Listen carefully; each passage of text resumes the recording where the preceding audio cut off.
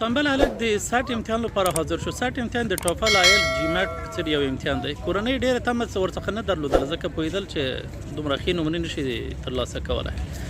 کله چې امتحان خلاص شو هفته دوه هفتې وروسته نتیجه اعلان شوله نو ده له 1400 څخه 1480 نمرې اخیستې وې او کوم ایمیل یا کوم میسج چې ورته راغلی و هغې کې 1480 ورته لیکلی و. مور ورته ویل چې هلکه امتحان کې د نقل نه وي کړی هسې نه ځکه چې ډېر بې باوره نمرې دې اخیستې دي موږ خو دومره توقع در څخه نه لرله. هلک خپله دغه 1480 نمرې جدي وګڼلې ویل چې ویله اوس رانه یو شی جوړ شوی دی ځکه 60 امتحان کې مې 1480 نمرې واخیستلې. نو خپل ژوند ته ژوند ویل خپل کاروبار ته کاروبار ویل او ډېر تکړه بزنسمین ترې جوړ شو. وروسته معلومه شوله چې د یو بل تکړه شاګرد نمرې ده ته په غلطۍ کې ایمیل شوې وې. اصلي نمرې چې ده اخیستې وې هغه 240 نمرې وې.